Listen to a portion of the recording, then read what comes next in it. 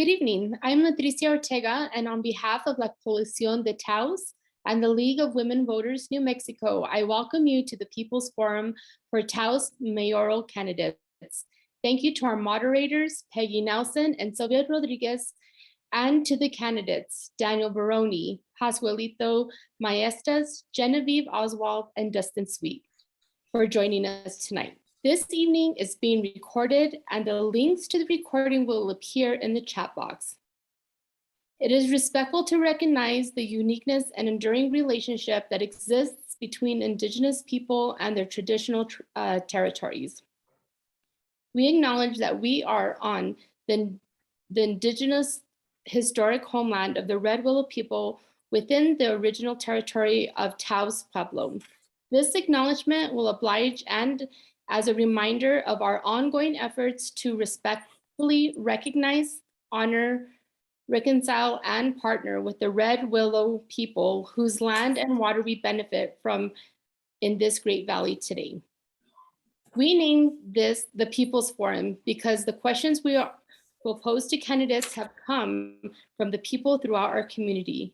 Thank you to everyone who submitted a total of 230 questions for mayoral candidates. We won't have time to ask each of those questions tonight, nor will we be taking additional questions during this event. We will provide the candidates with a list of all the questions we received, including those submitted after the selection process was completed. We will also post the questions on La Coalición website, and that link can be found in the chat box. The chat box is not open for attendee comments tonight. Instead, you will find in the chat box information about the candidates, brief bios, website, contact information, voter registration, early voting, and election day information. This information was also included in the email confirmation you received for tonight's Zoom event. The Taos Municipal Officer election is a nonpartisan election, and the names of all candidates are listed with no party or slight designation by proclamation of the New Mexico Secretary of State. This People's Forum is politically neutral and does not endorse or support any specific candidate or campaign. La Coalición de Taos and the League of Women Voters of New Mexico, collaborators for tonight's forum, promotes civil discourse through action and education for the purpose of improved public policies, decision, and processes.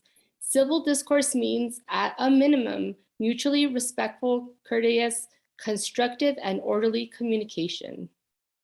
Our moderators tonight are Peggy Nelson, a retired district court judge, and before that, an attorney working since 1973 in the Taos with legal services, a nonprofit law firm, and a public defender.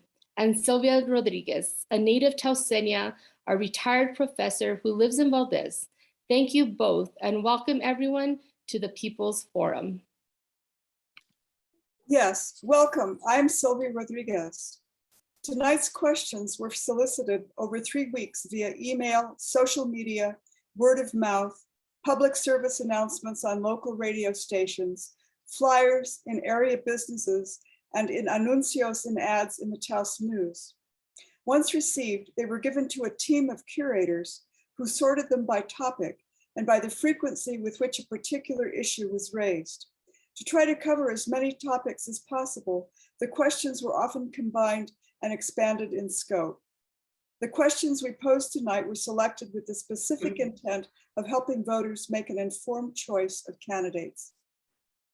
Thank you, Sylvia. And I'm Peggy Nelson.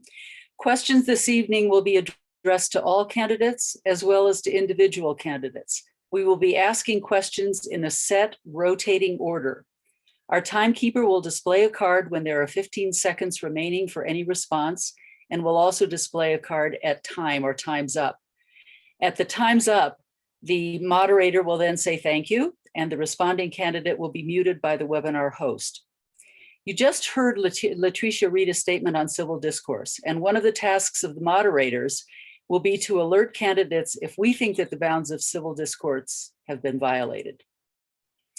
The first item on the agenda is for candidates to give an opening statement of 2 minutes apiece. And we will now begin with that 2-minute opening with remarks from each of our mayoral candidates.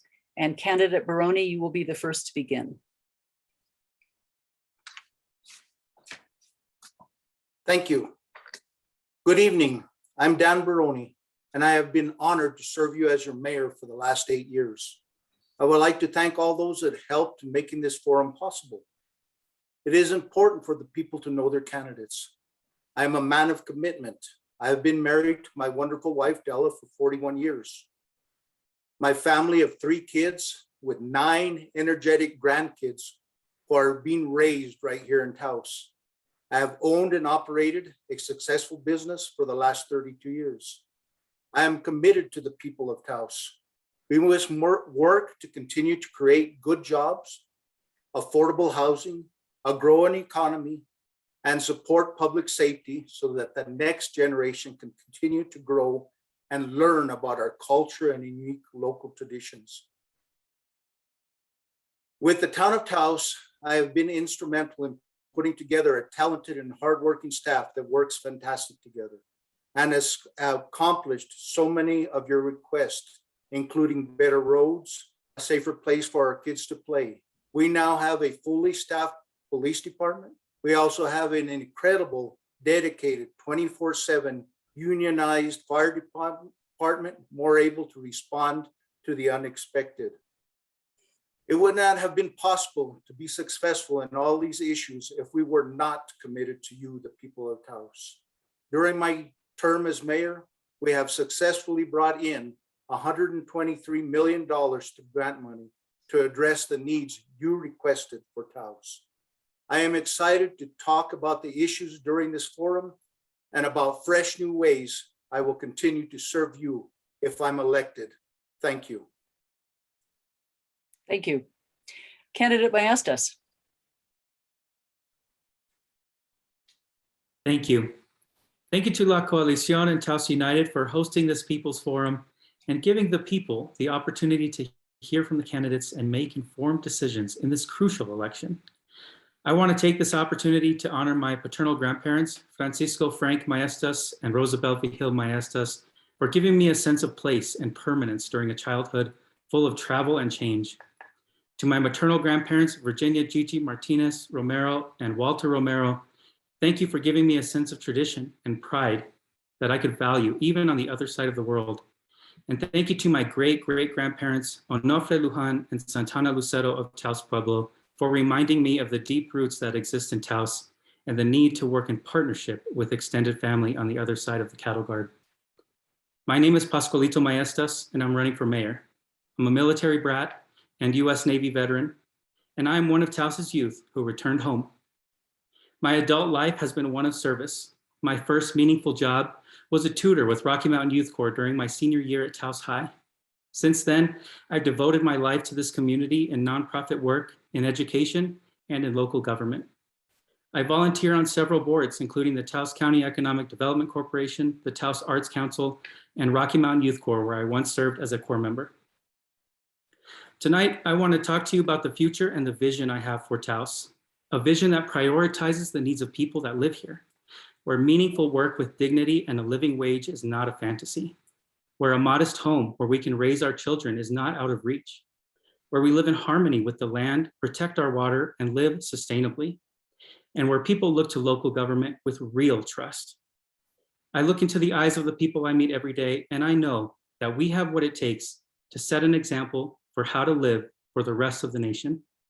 Thank you. Thank you. Candidate Oswald. And I believe you're muted. Thank you. Thank you, Judge Nelson and Professor Rodriguez, for facilitating this evening. And it's an honor to be here in front of you all with all of these gentlemen. I'd like to also thank the Democratic League of Women's Voters and La Coalición, an organization that I support and applaud. As so many of our community members are facing dilution, gentrification, and assimilation, yours is an organization that is highlighting the need for cultural preservation and community participation, and for the residents of Taos to vote in the upcoming election election. And it's a very important cause, and I just appreciate you and appreciate being involved in the conversation tonight. I do want to say that I believe no matter who wins this election, that Taos will maintain its culture and the people of Taos will prevail.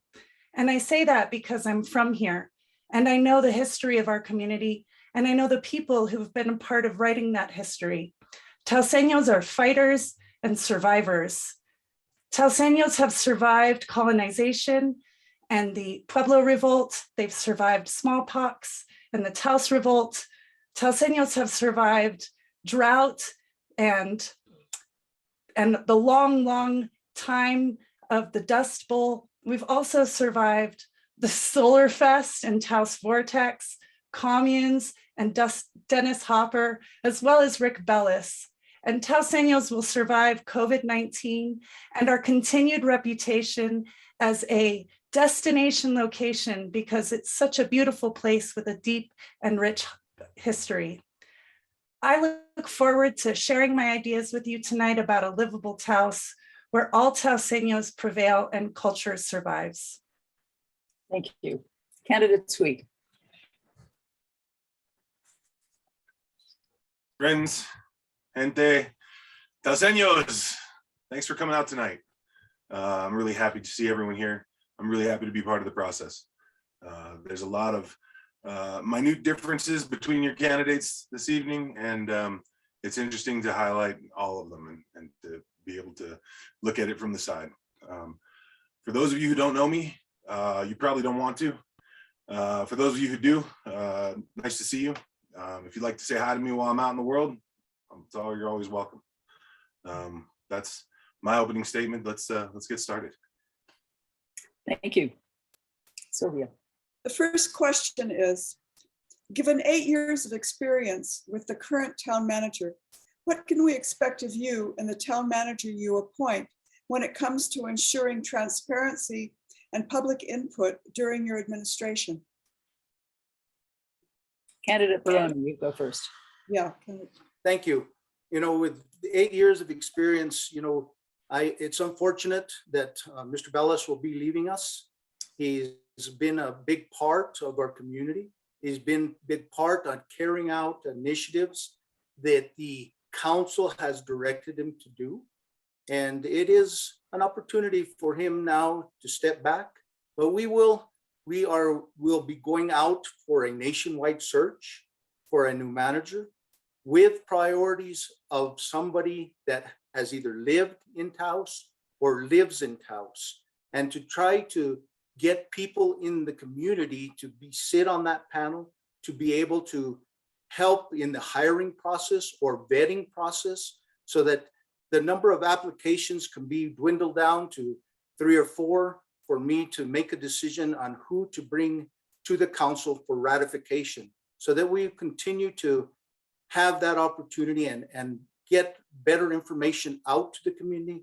One of the suggestions that I will be bringing, and hopefully in the new budget system, is not new budget system, but in the new budget, to be able to hire a PIO, somebody that knows the community and can get better information out, besides all the things that we are currently doing on the web, the newspaper, and the radio program that have been able to facilitate through K-Taos and the other stations on a weekly basis, especially during COVID. It was very, very important to get that information. Candidate Maestas. Thank you for the question. We have had 8 years with Mr. Bellis as our town manager, and I've been serving on the council for 4 of them. And I can tell you that it has been a bit of a struggle sometimes, because the manager doesn't always take direction from the council. We've had a 2-2 system split where some of the most important decisions are made by one person, and that is the mayor. Now, I think what it comes down to really is how much do we value transparency? And I've been a fighter for transparency on the council, asking for our meetings to be recorded and streamed. This was one of my first big fights on the council, asking for our Monday workshops At the time, we were having these discussions where the meat of the substance was taking place on a Monday prior to the Tuesday meeting. I had asked for these meetings to be streamed and recorded, came down to a 2-2 vote, and the tie was broken in the other direction. Fortunately, with some public pressure, that changed, and we were able to stream and record these meetings and made available for the public. When it comes to the future of the manager, I want to see a change immediately. I would actually like to see a change at the next council meeting, but I am looking forward to a new manager. Thank you. Candidate Oswald? Thank you for the question. The mayor has a job to do, and the primary job of the mayor is to oversee the functioning of the organization of the town of Taos, to ensure that the town of Taos is an effective and an efficient organization working for the people of Taos.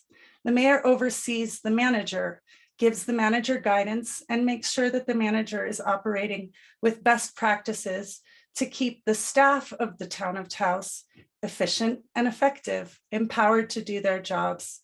Our current manager is an intelligent man. He knows what he's doing. It doesn't mean that he's making choices that are for the benefit of the common good. I give him the credit of his intelligence because he definitely knows how to work the meetings to get the councilman and the mayor to do as he'd like. I'd like to see us have a manager that worked for the council and the mayor, not the other way around. I'd like to bring on an interim manager, and that interim manager and I will work with the council to put together a hiring board and to develop an application process for a long-term manager. That application process will include understanding what the needs of the job are and choosing the best candidate for the job. Thank you. Thank you. Candidate Sweet?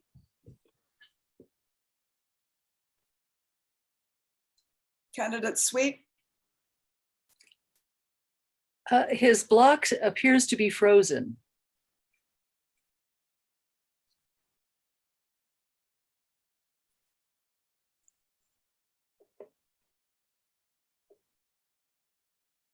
He's on mute. He is, but he's also not moving. And so I think that he's frozen and can't, somehow can't participate. Can our technical support offer any assistance? Or maybe he'll just jump right back on. I think he's lost internet. Kit Carson did send out an email today saying there might be outages. So maybe that affected him. Okay. Well, then I think in the meantime, we should move on to the next question, unfortunately. For all candidates and then I'll call on you one by one. In 2018, an ordinance was passed that transferred the power to appoint and approve several key positions from the mayor and the town council to the town manager. The positions included the town attorney, the town clerk, the finance director, and the chief of police. If elected, would you want your town manager to appoint key officials without the approval of the council and mayor? Starting this time with you, candidate Maestas. Thank you. You are right. Right before the previous election, Ordinance 1801 passed and gave the manager the authority to hire and fire all of the staff underneath the manager.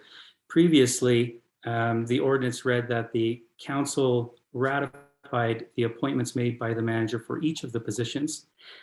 This happened right before I was elected to council. I actually spoke against this as a community member during this meeting, advising that it was it felt ill-timed, happening right before an election, and I felt that the council was giving away too much power without anything in return.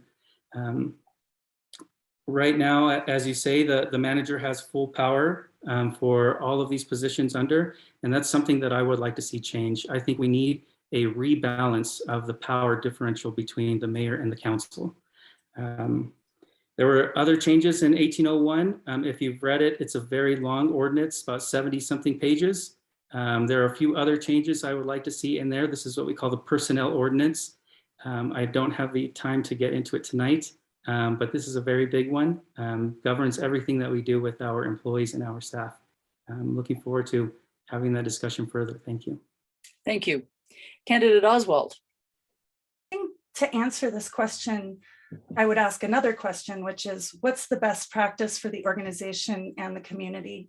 If bringing new candidates for hire to the council slows down effectively having solutions and implementing solutions for our real pressing needs like housing and livable wages, then I think allowing the manager to hire personnel at will is a valuable practice.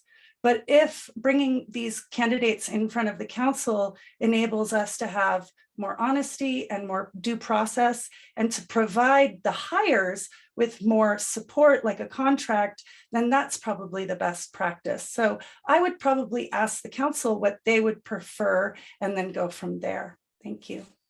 Thank you. Candidate Sweet, sorry we lost you at the end of the last question, but I think you were here when I read this current question. Yeah, thank you. I think that it's a really interesting, as Pasquale brings up, it's a really interesting route, how we got here. I think it's really just a matter of transparency and bringing the hiring process a little bit more forward. I think the town manager having the sole discretion is probably not what we're looking for. On the other hand, we want it to run smoothly. We want it to have a fast piece on it. And I imagine that asking the council what they want to do about something that they already voted on and gave away is kind of a big waste of time. So I'd probably leave it the same way as it is now, but with a more opaque process where people are kind of seeing into it. All right, thank you. Candidate Baroni. And I support this initiative. As we move forward, we want our employees not to be scared every 4 years that they're going to be ousted because they are at the will of the council. We want our employees had the fear every 4 years that they couldn't, and they didn't want to move up. We have very, very talented employees, and nobody wanted to move up because they were scared of losing their job every 4 years. So this is an opportunity that all our employees are protected so that they can't be ousted every 4 years, and they have the opportunity to really move up and really show their talents. So thank you. Thank you. Third question. Many people expressed concerns around campaign contributions, especially from wealthy individuals and businesses. Will you disclose how your campaign is being financed and where the money is going? If so, what will you disclose, when, and how? Candidate Oswald. Thank you for asking this question. When I decided I was going to run for this office, I looked far and wide for the codes and stipulations for campaign financing so that I could follow the rules clean and clear. And the town of Taos's stipulations for campaign financing and disclosing those finances are nothing. So it is up to a candidate to decide how they're going to do that. I have a great campaign treasurer, and her email address is liz@goformayor.com, and we are willing to disclose any campaign treasury information anybody would like to know. Last night, this question was asked explicitly of candidates in the council forum, and I'm happy to answer that I have received $22,000 in change in campaign donations from 109 unique donors. The smallest donation was $4. The largest donation has been made by my husband and myself. We have not received any donations greater than $1,400, except for those donations placed by myself and my husband. Thank you. Thank you. Candidate Maestas? No, excuse me. Candidate Baroni. I think Sweet is next. Oh, sorry. Candidate Sweet, sorry.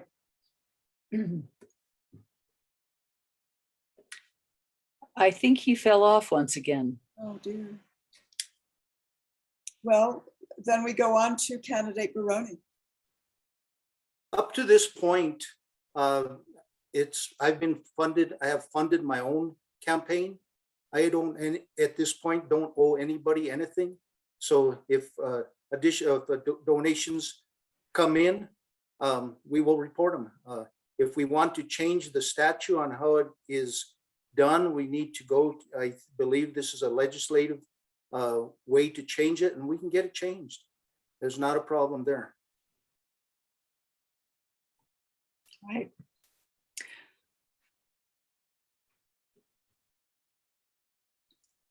Thank you. Candidate Maestas is next. Candidate Maestas. Thank you. Campaign finance, I think, gets to the heart of democracy because we need to know who is funding candidates.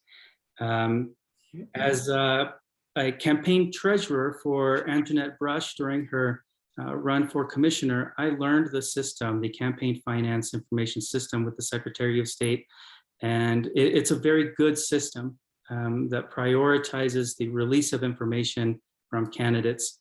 I'm continuing to follow that, even though I don't have a system to report to. I actually looked into the Secretary of State's office and tried to get access to the campaign finance system as a municipal officer election. But that is, as Mr. Brony said earlier, that's a state statute question. Doesn't mean that we can't reveal our finance and our donors. And that is something that I'm very happy to do.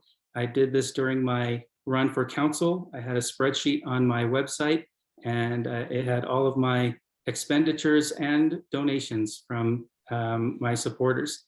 I'm happy to do that again, and look forward to the contributions that I have been lucky to receive from my supporters.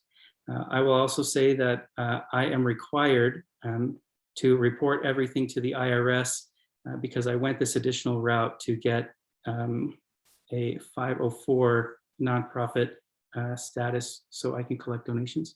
Thank you. Thank you. All right, the next is what we're calling a lightning round. And this really should elicit a yes or no response from each of the candidates. And darn, I should be asking candidate Sweet to begin with. But the first question is, will you support moving town elections to the November election date to encourage more voter turnout, even if it means shortening your own term in office? And we are going to start with candidate Baroni. Yes. Candidate Maestas. Yes. Candidate Oswald. Happily, yes. All right. That was almost too easy for me. The next question, again, a yes or no, is do you support annexing Ranchos de Taos into the town of Taos, beginning this time with candidate Baroni? No, it's been basically, I think, set apart. They're working on a, I can't remember the exact wording for it, but they are basically taking themselves out of that so that we can't annex them. But I want to say we want to really work with them because we need a water system that is connectivity. We have to have connectivity for water. So we want to be able to. I'm not sure in our protocol, candidate Baroni, that sorry, it was a yes or your no. whole explanation. And I was reluctant to cut you off, but this is yes or no. So candidate Maestas. No. Candidate Oswald. No. And still candidate Sweet is not with us. All right. Next question. How would you better prepare our community for the cascading effects of extreme weather events and help ensure that we have the basic services we all need? Candidate Baroni. Would you repeat that question, Anita?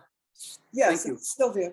How would you better prepare our community for the cascading effects of extreme weather events and help ensure that we have the basic services we all need? So Anita, I'm sorry, Sylvia, great question. And you know, we're getting ready for snow right now. Right now, we're getting ready for snow. And right now, our public works, everybody is out getting ready for that snow, making sure that we have salt, making sure that we have sand, making sure that everything is running right, the equipment is running right. And we're getting ready so that when the snow falls, we can clean sidewalks, we can clean roads, and we're prepared for those situations. making sure that we have staff available. We have this, we know when these storms are going to hit us, and we are being prepared hours before, not at the last minute. We have great staff, and we look forward to that, making sure that we're prepared, especially in the budget form. We want to make sure that we have budgeted properly to be able to buy the salt and the scoria, and we have the equipment to be able to address these things as they hit us. You know, we had this big windstorm. You know, it's great that we have our Public Works Department help the County Public Works Department, and we move forward through this situation. I was able to be a part of that. I went down on Garcia Lane, and we helped cut some trees that had fallen. And so people in our community are willing to step up to the plate and help neighbor to neighbor when we have a catastrophe like this. So we are prepared, and we will continue to make sure that our staff is prepared for these. Thank you. Candidate Maestas. Thank you, Dr. Rodriguez, for the question. The answer is in partnership. We have a local energy cooperative that is not under the jurisdiction of the town, but that doesn't mean that we can't partner to prepare for the effects of climate change. I think the snow squall that we saw a few months ago was just the tip of the iceberg of what we're going to see in the future come the next 10 or 20 years. In terms of what that partnership would look like, as mayor, I know the industry very well because this was my graduate concentration when I went to New Mexico State University, and I learned a lot about public utility regulation. I understand this, the industry very well. I know a lot of people say, you know, why can't we do this? Why can't we try this? Without an understanding of how the grid works, how the Public Regulations Commission works, and how utilities work. So when it comes to making sure that we have the right infrastructure to preserve our water, which is a vital resource and feels like it's depleting every day, preparing for climate change and making sure that we're producing renewable energy, not just in the daytime, 100% solar, which we're about to get, but also in the nighttime when the sun sets. I'm the candidate to make sure that we're working in partnership with my understanding of the industry and helping us get to that place that we want to go. Thank you. Thank you. Candidate Oswald. Thank you. This is an important question, and we should have been asking it 10 years ago. The time was yesterday to start answering these questions. Climate change is here and it's urgent. That snowstorm that we had 3 months ago in October that laid waste to our electrical grid really made the case strongly. So one place we could start is, yes, like Candidate Maestas says, working with our local electric co-op to prepare our grid for more climate disruption, and not just the larger grid, but also to start to place smaller microgrids so that if the larger grid goes out, we have the microgrids to sustain us. The town of Taos can also work on providing more green spaces for the community, and green spaces that are focused on regenerative farming practices like food forests. The town of Taos can also start to work on its dilapidated water systems, and as we replace old water lines that must be replaced, we can add water monitoring systems so that if there's a leak in the line, we can save the precious, precious resource of our water. I'd like to think that anyone and everyone in this community will participate in all of the changes that we need to make to regenerate our climate for the sake of our children, our grandchildren, the great-grandchildren, and all of the children none of us will meet. Thank you. Thank you. It seems that candidate Sweet is still not available, so we'll go on to the next question. Thank you, Sylvia. This is another lightning round, and remember, this is a yes or no question, and there are 3 of them in sequence. The first is, thinking about climate change, would you support funding to improve energy efficiency in low-income housing, in existing low-income housing? Candidate Maestas. Yes.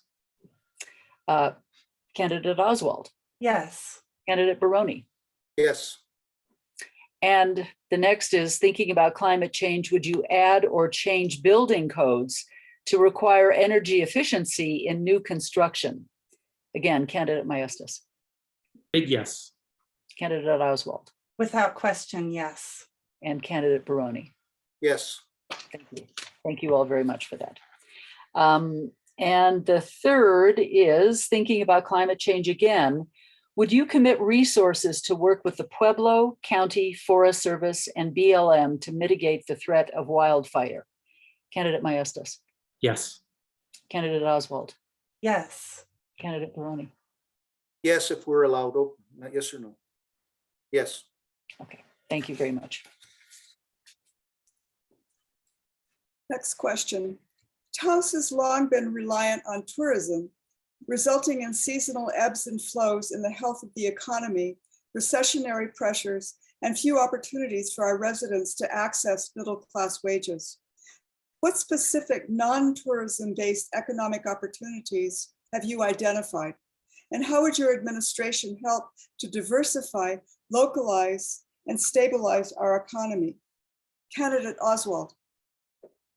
This is a really important question. I think the number one issue our community faces is poverty, and our tourism economy does not make a lot of headway to enable our community to rise out of the poverty that we are perpetually stuck in. So answering this question will be a huge life-changing event for many of our community members. What can we do to create a more sustainable economy in our community? Well, Kit Carson Electric has worked really hard to expand the broadband and internet access and services in our community. Another thing that we could do to add on top of that is to provide a greater web of Wi-Fi access for people who can't afford to pay for broadband.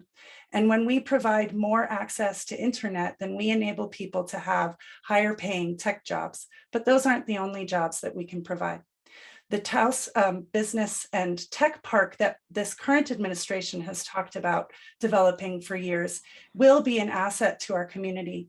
I'd like to see that business park incentivize and bring to town lots of regenerative and circular economy businesses that have built into their model repurposing and reusing of the products that they sell. And I'd like us to instate a livable wage ordinance so that all people who are working in our community can afford to live here. Thank you. The next in line is candidate Sweet, but unfortunately we'll have to go without him again. So we'll move on to candidate Baroni. You know, I'm proud to say we have one of the biggest public safety projects right in front of us. And it doesn't, and it brings a big training center to our community, a fire training center. And this fire training center will bring opportunities for people to train for new jobs in fire safety. And those people will then, it will radiate out. So we bring additional people to our community to spend money. But it's not just that, it's the tech park that comes along with it and the opportunities to create more jobs, up to 500 jobs out at that particular park. And we will see that if we can move forward. It's in the process. We have that opportunity right at our doorstep. We just need to follow through. There's all these opportunities that'll bring. Thank you. Thank you. Candidate Maestas. Thank you for the question. This is something that I'm thinking about all the time. I have a graduate degree in economics, so I'm always thinking about what can we do in Taos to help us get out of this. And I look at two very important things. The first is career technical education, a training center for our local people so they can get trained to be welders, electricians, plumbers. These are great jobs with great pay. And we need that labor force first before we can look at a tech park to come in. I like the idea of the tech park. I feel like we're not prepared yet. We're putting the cart before the horse. We need to make sure that we have the staff ready and able and trained for companies to come in. Right now, you look across the country, labor is the need. I hear it from local businesses, and it's a conversation across the country. If we have a labor force that is ready to go, we are going to attract investment like no other place in the country, but we're not there yet. Starts with career technical education. Also, I think food sustainability is huge. We used to be a place where we provided our own food for ourselves, and we have lost that part of our tradition. Right now, every time we buy something at the store, and I'm guilty of it, we all are, much of that money is leaving our community and going to the producers, sometimes on the other side of the world. We need to start producing our own food again, so that way we keep our money here. Thank you. Thank you. I'm going to suggest that you go back and re-ask the question so that candidate Sweet can answer it, since he's back with us. Yes, we're glad to have you back, candidate Sweet. The question is this: Taos has long been reliant on tourism, resulting in seasonal ebbs and flows in the health of the economy, recessionary pressures, and few opportunities for our residents to access middle-class wages. What specific non-tourism based economic opportunities have you identified? And how would your administration help to diversify, localize, and stabilize our economy? That's a great question. Thanks for asking again for me. I think losing Siriusware was a bigger deal than anybody really recognizes. The addition of the main line and our ability to connect to the rest of the world really allows people like myself to do our jobs in the arts and entertainment world remotely and from here. I've been working in film and the video game industries for most of my adult life, and that's pretty much how I can do it from here. Taos is a beautiful place, and artists and programmers want to live here if they can. The question is, do we want them to? Taos as a recreational center has changed quite a bit in the last 10 years. Instead of being awesome all the time, there's been a focus, at least at the town level, of specific events. Growing up here, I remember every weekend was a specific event, and it wouldn't matter when you arrived in Taos. It was always beautiful, and it was always full of lovely people. That's changed a bit. Now that we are event focused, there are certain times of the year when the town is totally full, and there's certain times of the year when nothing is open. I was just on the plaza, 2 months ago, listening to people complain that everything was closed and there was nowhere to eat. And that to me seems like not the best. If we're going to move forward as a town that focuses on leisure, we're going to have to solve those issues. Thank you. Next, we have questions for individual candidates. And the way we have this laid out is that each of us will ask one of the candidates an individual question, starting with candidate Baroni. You have 90 seconds again, the same as we've had before. Your campaign ads claim several companies have expressed interest in developing more than 400,000 square feet of industrial space around the airport. What companies are interested? What actions can the town take to ensure that local workers will be hired, paid a living wage, and provided with safe working conditions, health insurance, retirement benefits, plus opportunities for advancement? When will the public be informed about the development plans and the people behind them? A great question. These right now are with our attorney. There's been offers, there's been opportunities. I can't reveal those companies' names because currently they're working with our attorneys to figure out if we have the capacity, if they have the capacity, and they vet them, and then they bring them out to us. But yes, that's the part of the questions, and they will be brought to council and to the community as soon as we can reveal those people or those firms that are wanting to build out there and create those jobs that we have been talking about. So soon, I want to say within the next month and a half, if they still are interested. A lot of depends on opportunities and the relationships that we have built with staff. And we want to make sure that we can continue to move this forward. It's a great opportunity. But again, these are things that our attorney currently is vetting. Before, I don't even know the names. They're vetting. He has brought it to our and the town manager's attention, and we're waiting to hear. Thank you. Thank you. This next question is for candidate Sweet. On your website, you say, quote, "I think I want to run for mayor. I don't think I want to be mayor. Being mayor sounds like a lot of work, and I'm risk averse in that category, end quote. In light of this sentiment, can you give us a good reason why someone should use their one vote for mayor to vote for you? I would actually I would urge someone not to vote for me, given that sentiment, Sylvia. I think that I feel that way. Yeah, I think my last statement, the last time we got together, I really think you'd have to be crazy to want a job in public office. But I also think that you have to be willing to step forward if you're going to criticize the way things are run. It's real easy to play Monday morning quarterback and talk about how things should be going. But if you're not willing to step forward and take criticism and put your ideas out there, I think that that it's not really fair to the American process, which is fantastic, and we're all in the middle of. So that's my answer. Thank you. Next question is for candidate Oswald. Your website says, quote, "The mayor's responsibilities are primarily to preside at council meetings and to act as head of the city for ceremonial purposes," end quote. If that is the case, whom do you envision carrying out the initiatives you've outlined? Thank you for this question. I copied that copy from the Town of Taos's website, from their charter. This is what the Town of Taos says the job of mayor is in the town charter: to preside over council meetings and to serve in a ceremonial purpose.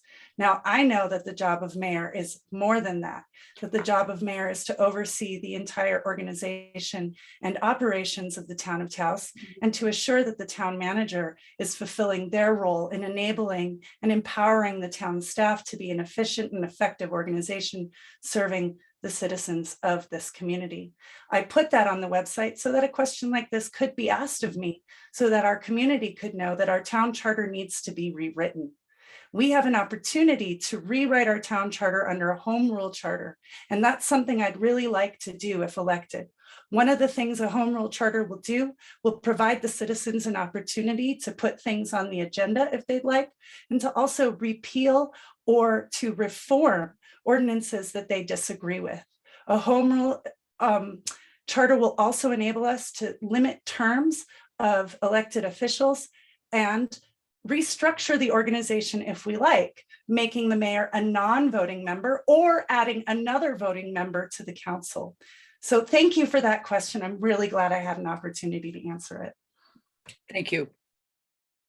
Candidate Maestas, you've been on the town council for 4 years, and yet few of your priorities, such as affordable housing, recycling, and a detox center, have been implemented. Why not? And how will you move your initiatives forward as mayor? This is a great question. I am also very happy that you're asking this. It comes down to the structure of our government, and having a council with an even number of members and having a mayor who can break the tie in terms of a 2-2 split. So there are a number of instances when I think back on my term on the council that came down to 2-2 votes where the tie was broken against what I was proposing. I can think of one immediately, and that's with our most recent budget, when I offered a compromise. And the compromise was a vote of myself in the affirmative. And I was asking in return that we keep all of our ARPA funds for community purposes. That unfortunately did not go my way. I was told by another council member that this administration does not compromise.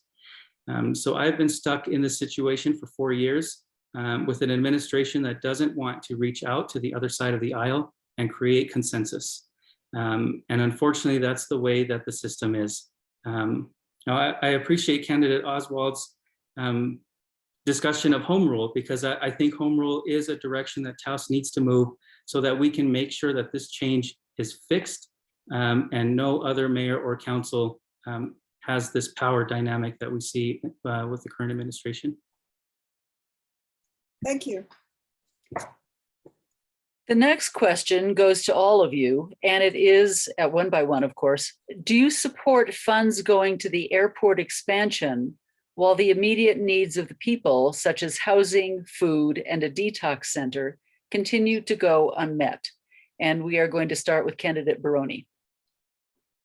Great question. So the money that came to the town were funds that had jobs related to them. So if there's grants out there, they have a formula and it has to have jobs that are attached to them. And these are grants that we have to apply for, and they're competitive and they have to meet those standards. So if you can show that there's jobs related to them, that's the way the money has to be spent. If the money came with any restrictions, then we could spend it differently. But the way this money came had restrictions to it. It had to show that it created jobs. And that's why we were awarded it above a lot of the other communities that applied just for money for things like you were speaking with. Thank you.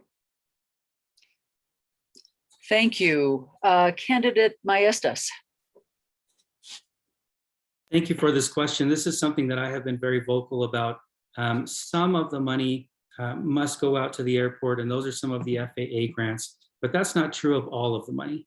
The EDA CARES Act grant, for example, which was a $2 million grant, required a $500,000 match from the town, had a very wide variety. This was a special funding mechanism that came through the Federal CARES Act to the EDA, and they really had a very broad application.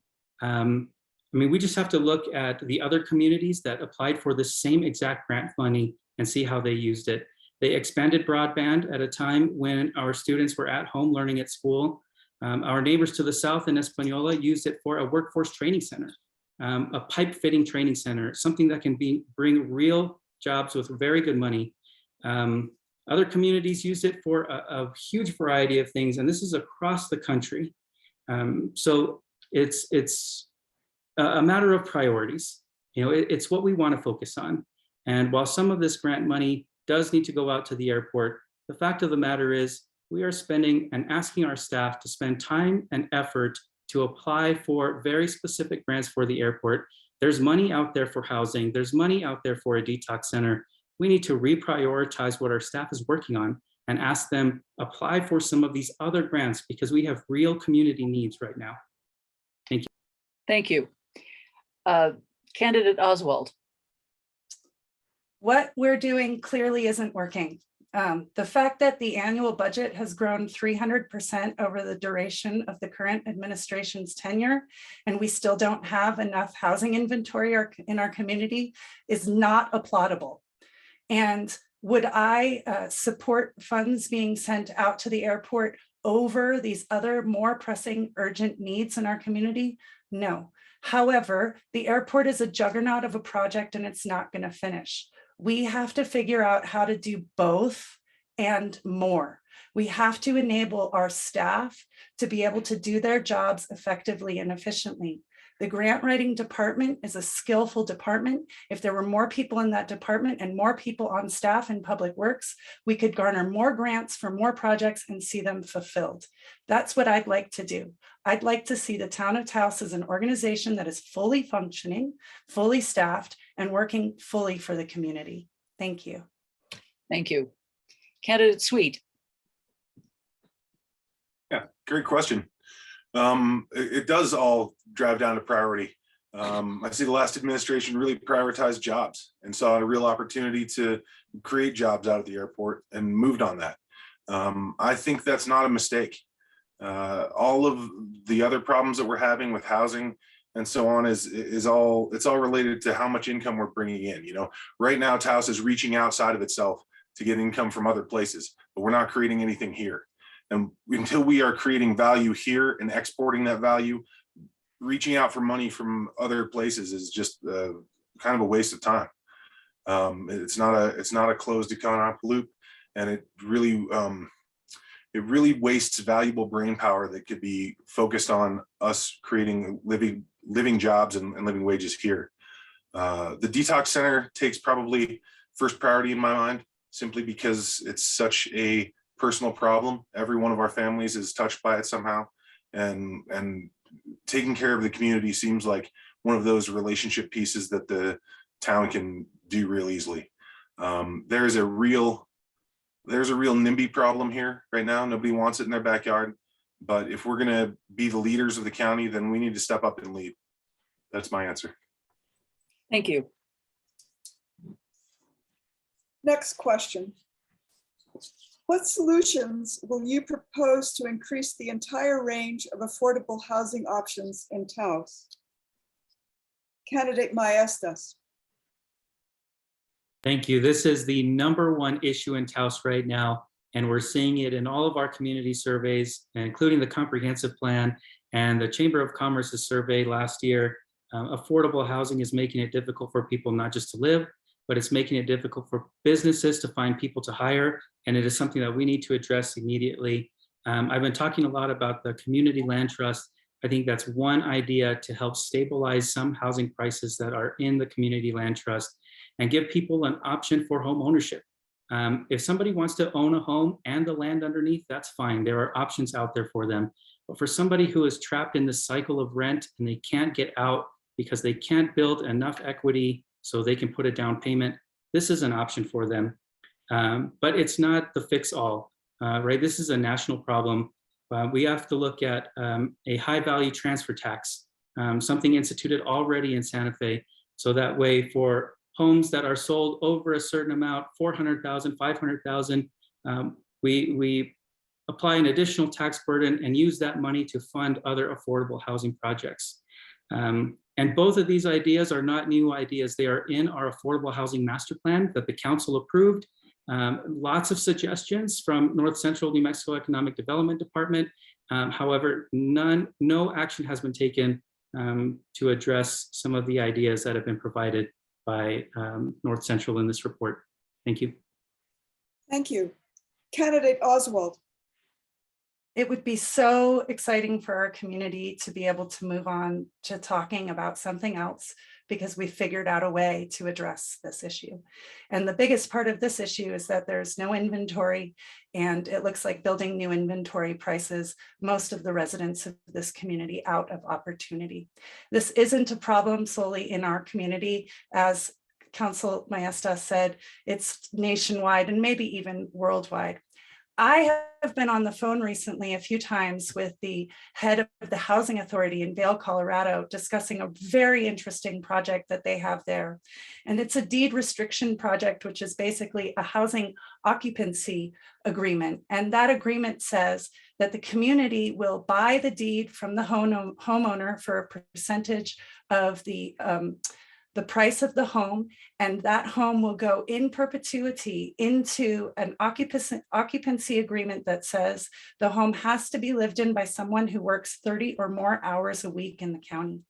What a long-term solution that would be for us. How many homes could we see become homes for the people of our community and not homes for land speculators?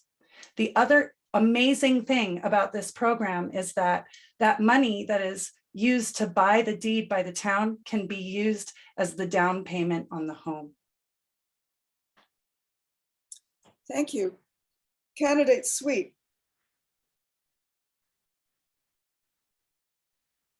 I think it's important to remember that the town is not in the housing marketplace.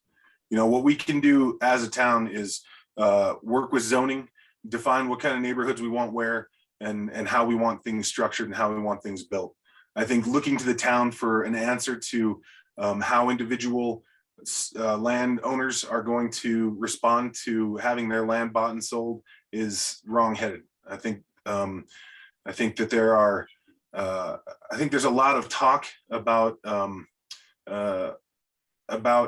towns going in on land use things, and as the rubber hits the road, they run into the real problem of who pays for it, who runs the administration, who's getting into it. You know, we have a really nice thing going on with regards to this problem is as big as it is in the rest of the country, and it's not different here, right? The big cities of the East Coast and the West Coast, they dumped a bunch of money into buying up houses all over the world. And in order to combat that, you know, we might have to go back to the old school way of getting some Latias up in the hills and building some adobes. And like people who want to build, maybe you can't afford to build in Taos. You know, that's me included. You know, I can't afford here. But as the market bubble shifts, those things will change. And I think getting the town involved in another industry, like how many industries do you want the town to get involved in? Just stay on our lane and create opportunities for the right builders to come in. Thank you. Candidate Baroni. Great question. So one of the things when our staff heard this, we immediately tried to figure out a way to pass a short-term ordinance, first in the state, to help with some of these initiatives. But we have put $1,600,000 into affordable housing through land and water hookups. You know, that we worked with the county. We're very good partners with the county. We need to continue to partner with the county on affordable housing initiatives. There's only 5,000 people within the town of Taos, and we have a need for affordable housing of 1,000 units right now. And so we really want to make ourselves available and continue to do this. But it's about, I don't believe it's about building apartments for people to live. I believe it's building homes. And if we can create affordable land with water and sewer so that they can have a home and build equity in that home, so that equity can transfer from generation to generation. And if they can build equity in that home and they decide to sell that home, then they have something that they've worked for. They have a savings account to work for. You know, and I just want to read you a little something that, you know, that the housing MFA, that's over housing in the state, they recently told us we are the only municipality actually producing affordable housing for the entire region. And according to MFA, have been both contributing and producing affordable units at a level excess of what would be expected for a community our size. Thank you. The next question is as follows, and it's fairly lengthy. Between 2010 and 2019, the town lost 20% of its multi-generational Hispanic population, according to the best available estimates from the US Census Bureau, a pattern also seen at the county level. Census data also suggests that those who are leaving Taos are working-aged families. Workers in general are not able to live here affordably or find a position with a competitive wage that will support a family. Gentrification threatens to replace native and long-term residents with wealthier newcomers. What programs and partnerships could your administration create to enable long-term residents to remain or return to the community? And we will start with candidate Oswald. What a statistic. Well, that deed program I was just sharing with you is something I've been thinking a lot about because it strikes me as a real opportunity to keep families here and to provide them with access to purchasing, as Mr. Baroni said, a home, not an apartment. But this is a multi-pronged problem. Not only do we need to provide people with homes, we need to provide them with living wages, with full-time employment, with opportunities for recreation so that drugs and alcohol are not the reasons that that statistical number continues to grow. And how are we going to do that? By keeping our attention on what's important for our community, by remembering that we want to see the people who are from here being able to continue to live here, by making ordinances and writing codes that enable them to stay. So if that means changing our land use codes so that building can become more affordable, we'll do that. If that means funding projects that looked almost impossible to fund before, we'll do that. Where there's a will, there's always a way. Thank you. Candidate Sweet. I think the first thing I do is look at our advertising budget and instead take out a full page ad in the New York Times and the San Francisco Chronicle and ask native Taoseños who can work remotely from places like Amazon and Microsoft to move home. and start bringing that money back into our economy, bring those jobs back into our economy. There's a real opportunity to, answer this any number of ways. But the reality is that what you're talking about is a symptom of the economy being based on two things. And we can't work like that anymore. What's worked in the past for our parents and for our grandparents, it's not going to work going forward. We have to find a new way. And we need to focus on creating things in Taos that the people other places want. Those digital assets, those intellectual property assets, they are created here just as well as anywhere else. And we have some of the most creative minds in the world here. I think that in partnering with the county and the Pueblo, we can really focus on creating a synergy that solves all our needs. Thank you. Candidate Baroni. We need to continue to grow our economy. If we have an economy of scale, that we can attract people back to our community with jobs, with housing, but we got to grow our community. We have to grow our economy. If we don't, my father-in-law, who passed away years ago, he used to believe that, people in our community were very land rich and dollar poor. And they used to build, and we still do, our family, build adobe homes.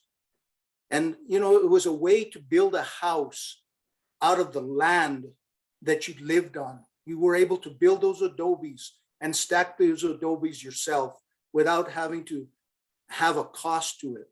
You're able to go to the forest and harvest your own vigas for your house. This was a way of life then. We had water, and we still have water. And that's one of the reasons we continue to try to bring back water and bring back the acequias, because that's the way we used to live here in Taos. And we need to continue that way of life.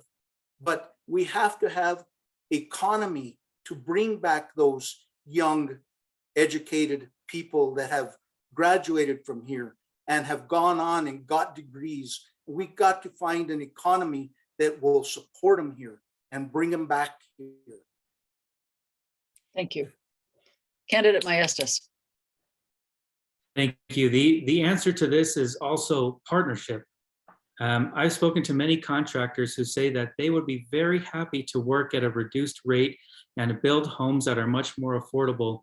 Their worry is that these homes will get flipped, and all of that value that they decided to forego in order to build an affordable home gets transferred to somebody else, because now it gets sold at market rates.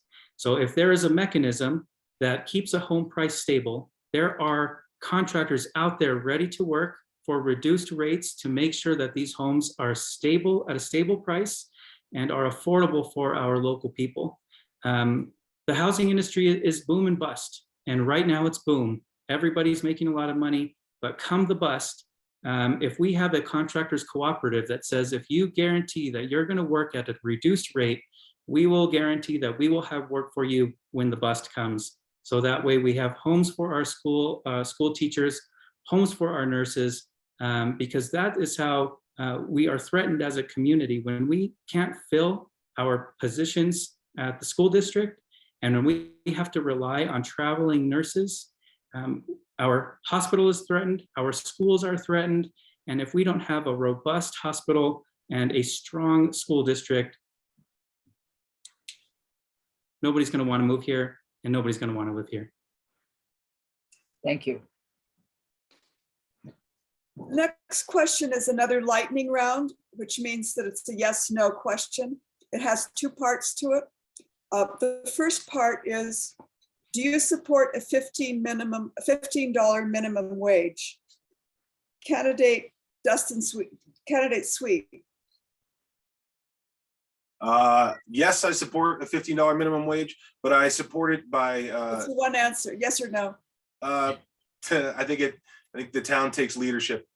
I don't think you pass. It's a yes or no question. Candidate Maestas. Yes. Well, I messed that up. Candidate Baroni. I'll have to say yes, but that's a hard question just to say yes or no to. Candidate Oswald. Absolutely. Next set here. Do you think $15 an hour is a sustainable living wage in Taos? Candidate Sweet. Not if you make it a law. Candidate Baroni. No. Candidate Maestas. No. Candidate Oswald. It's a start.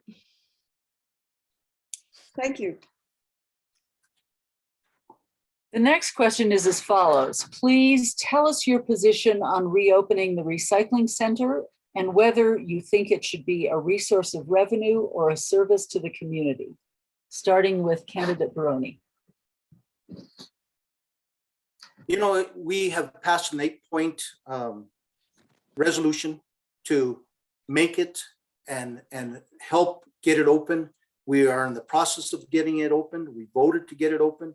You know, as all across the nation, we're short employees. So we're looking for those employees. We're trying to share employees right now. So we hope to get it open. We voted to get it open. We just need to find the employees. You know, we are trying to work with our state legislation, our federal legislation to put the burden back on the producers so that, you know, like in the old days, you know, you used to find bottles on the side of the road and you used to be able to turn them in for cash. You know, we need to put that burden back on the producers of the trash or recyclables that they're producing.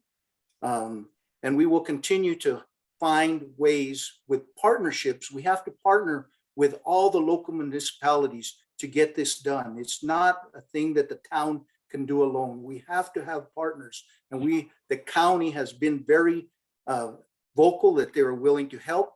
But we need, and the process, will it be, or do I really think it should be a profitable thing? It depends on the carbon footprint that it's creating. Are we collecting recyclables and then having to truck them to another community? You know, we're adding carbon footprint to that. So yes. Okay, thank you. Candidate Maestas. The answer again is partnership. You know, I'll agree with the administration that it's not fair that the town alone pays for the operations of the recycling center. But the county appeared ready to step up and pass an ordinance so that way they could collect a small additional fee on property taxes. It was $21 a year, and they were ready to help the town and contribute to maintaining a recycling center that took more than just cardboard. Sorry, I had a small distraction. Somebody was speaking. Now, whether it's a service or it needs to be profitable, I think in the best case scenario, it would be great if it could be profitable. And I think there were times in the past, the price of aluminum and the price of steel and the price of some of these commodities where it could have been profitable, but that's not the point of the recycling center, right? The point of the recycling center is to take some of these materials and reuse them. So if it needs to be a service, if it's a time where it's not profitable, let's continue the service. And when it is profitable, again, this is a boom and bust economy, let's put some of that off into a reserve so we can be prepared for the next bust. We've got 15 seconds left. I'll say I thought candidate Sweet had a great answer to this. And since I don't have enough time, I'm going to say I'm looking forward to your answer. Thank you. Candidate Oswald. The current administration has a lot of excuses for not providing something that we urgently need. There is no such thing as a universal trash can. If you've never visited a landfill, do. If you've never visited a transfer station in a city, do. Be mindful of the trash you're throwing away and remember that it's not going anywhere but under the ground. There's no time or room for fair in this conversation. It's time to provide the service, to enable our community to become more in the habit of paying attention to how they're consuming, how they're reusing, how they're recycling, and to provide the service, whatever the cost. We need to do a study to understand how feasible it would be to do a pickup service. It would be great to collaborate with the county. If we do a pickup service, more people will be paying attention and participating in the program and paying attention to their trash, to their consumption, to what they're not throwing away, and making better choices, choices that are going to have a cumulative, long-term, and beneficial effect on our community and on our environment. It's about values over profit, people over profit. Thank you. Candidate Sweet. Yeah, what a great opportunity. You know, the recycling center, it's a really interesting thing. You know, the environmentalists want to make you feel like you're going to have an impact on this problem. And the reality is that Coca-Cola is going to make 30 million bottles tomorrow, and the next day, and the next day, and the next day. And at a national level, we could talk about it, you know, and really focus on the people who are the largest polluters and really get a handle on it. At a local level, what we can do is we can accept that a lot of our constituents really want to do their part to help the environment. And we can use that as an opportunity to generate revenue for the town. The recycling center has a real opportunity to create plastic spool, to spend a little bit more time separating our glass and recreate sand. There's a huge market for sand right now, which is ridiculous. The opportunity is here to be both a service and a money-making institution for the town. I think Pasquale's right, you know, it's a boom or bust economy, but right now it's boom. Why not take advantage of it and then pack a little of that savings away for when it's bust? Thank you. The next round is our individual questions for each of the candidates, beginning with candidate Sweet. Question for you.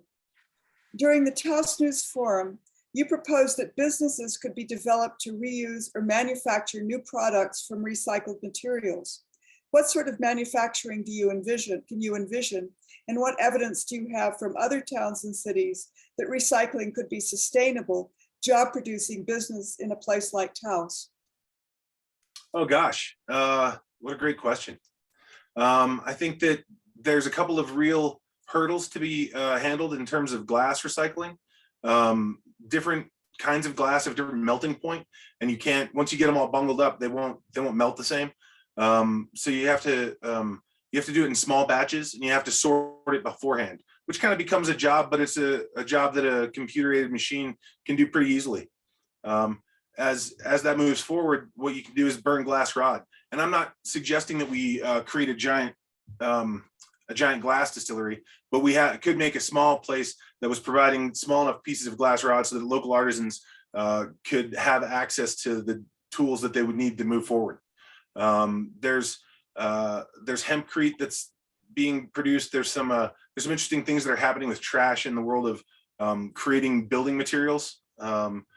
And I think plastic spool is the real easiest one to look at. 3D printing is coming a long way, and both aluminum powder and plastic spools are ways that that people are making a dent. There are not a lot of small communities taking the lead on this. We would have to lead the way. And while there are smaller opportunities in larger cities that could be copied and brought to our scale, I think it's a super doable thing. Thank you. Next is candidate Maestas. You've been criticized in a public forum for not doing your homework about state law and being wrong about the legality of and the ability to grant voting rights to residents within the 3-mile outer limits, outside the town limits. What is your response? You know, it comes down to an understanding of home rule. Right now, the town of Taos is what's called a Dillon's Rule municipality. We looked at Chapter 3 of state statute to tell us what we can do. Unless it is specifically stated in Chapter 3 or in state statute that we can do it, that's the only thing that we can do. Home rule flips it on its head and says, unless there is state statute that specifically says we cannot do this, and I'll give you an example. There is state statute that says rental control is a tool that municipalities cannot use. We cannot enact anything to control rent prices in the town of Taos, even if we were home rule. So if there is some ambiguity, if there is an opening, if there is anywhere in state statute where the state has not taken an opinion or a side on, the town of Taos can move forward in that direction if we were home rule. Now, I've read chapter 1, which is all about elections of state statute, and I don't see anything in there. And in my consultations with attorneys, there's nothing that they find in there that specifically states that we cannot do this. So I look at that ambiguity and I use that as an opportunity for the town of Taos. And I'll just say very quickly, home rule municipalities include Albuquerque, Santa Fe, Las Cruces, Hobbs, Grants, Silver City, Clovis, Los Alamos, Las Vegas. It's not a new thing. Everybody's doing it. Why not us? Thank you. Next question. Candidate Oswald, since you have never held office and have not participated in town council meetings, voters don't know much about you. What do you consider the fundamental role of government? The fundamental role of government is to provide legislation for governing society so that we don't have to live in chaos without any sort of rules. And we have worked for generations to create this civil society that we live in, and government helps us to contain the boundaries of that.